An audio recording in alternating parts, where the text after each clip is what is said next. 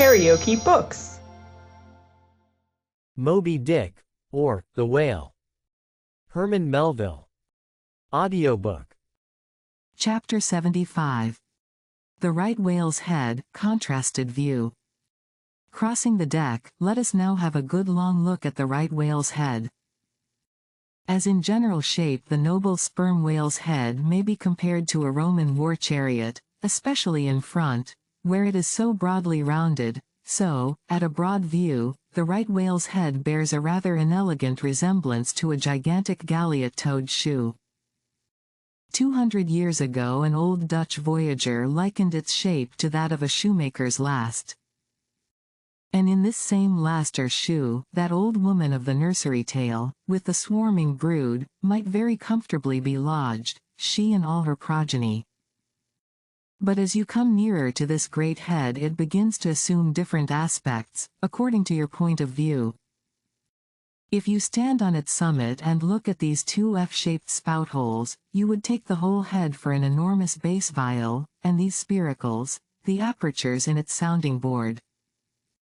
Then, again, if you fix your eye upon this strange, crested, comb-like incrustation on the top of the mass, this green, barnacled thing, which the Greenlanders call the crown, and the southern fishers the bonnet, of the right whale, fixing your eyes solely on this, you would take the head for the trunk of some huge oak, with a bird's nest in its crotch.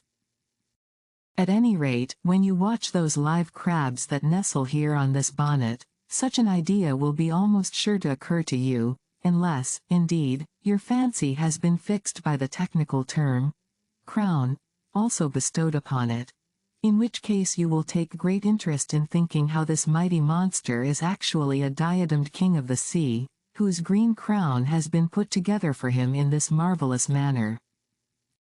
But if this whale be a king, he is a very sulky-looking fellow to grace a diadem. Look at that hanging lower lip. What a huge sulk and pout is there! A sulk and pout, by carpenter's measurement, about 20 feet long and 5 feet deep, a sulk and pout that will yield you some 500 gallons of oil and more. A great pity, now, that this unfortunate whale should be hare-lipped. The fissure is about a foot across. Probably the mother during an important interval was sailing down the Peruvian coast, when earthquakes caused the beach to gape. Over this lip, as over a slippery threshold, we now slide into the mouth. Upon my word, were I at Mackinac, I should take this to be the inside of an Indian wigwam. Good Lord! Is this the road that Jonah went?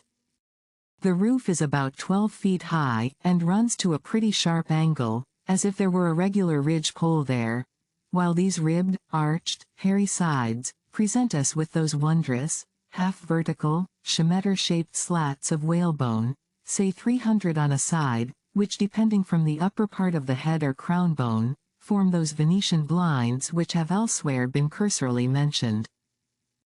The edges of these bones are fringed with hairy fibers, through which the right whale strains the water, and in whose intricacies he retains the small fish, when open-mouthed he goes through the seas of grit in feeding time. In the central blinds of bone, as they stand in their natural order, there are certain curious marks, curves, hollows, and ridges, whereby some whalemen calculate the creature's age, as the age of an oak by its circular rings. Though the certainty of this criterion is far from demonstrable, yet it has the savor of analogical probability. At any rate, if we yield to it, we must grant a far greater age to the right whale than at first glance will seem reasonable. In old times there seem to have prevailed the most curious fancies concerning these blinds. One voyager in Purchas calls them the wondrous whiskers inside of the whale's mouth, another, hog's bristles. A third old gentleman in Hakluyt uses the following elegant language. There are about 250 fins growing on each side of his upper chop, which arch over his tongue on each side of his mouth. This reminds us that the right whale really has a sort of whisker, or rather a mustache, consisting of a few scattered white hairs on the upper part of the outer end of the lower jaw.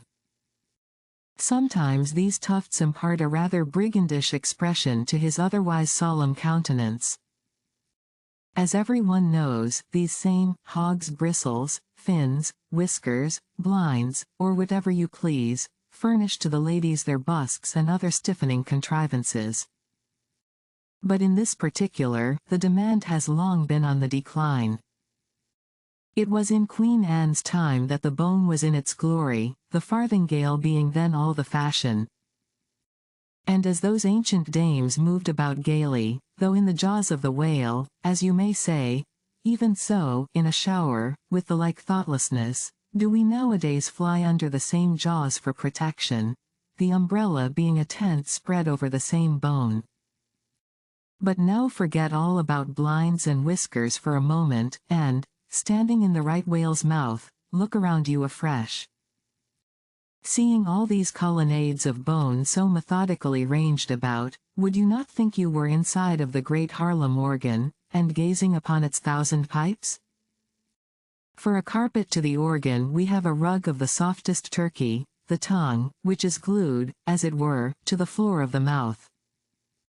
It is very fat and tender, and apt to tear in pieces in hoisting it on deck.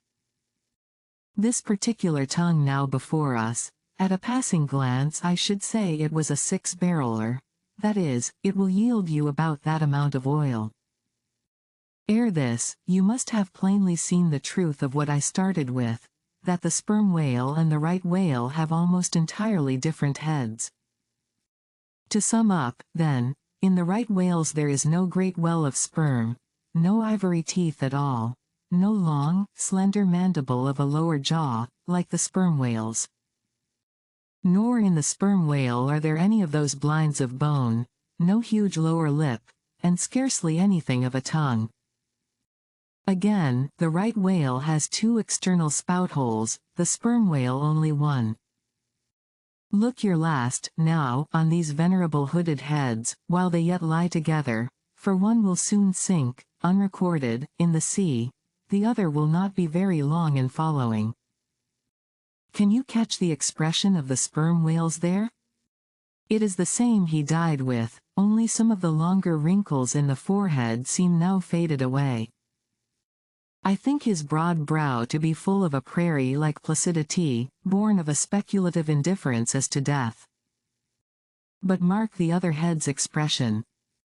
See that amazing lower lip, pressed by accident against the vessel's side, so as firmly to embrace the jaw.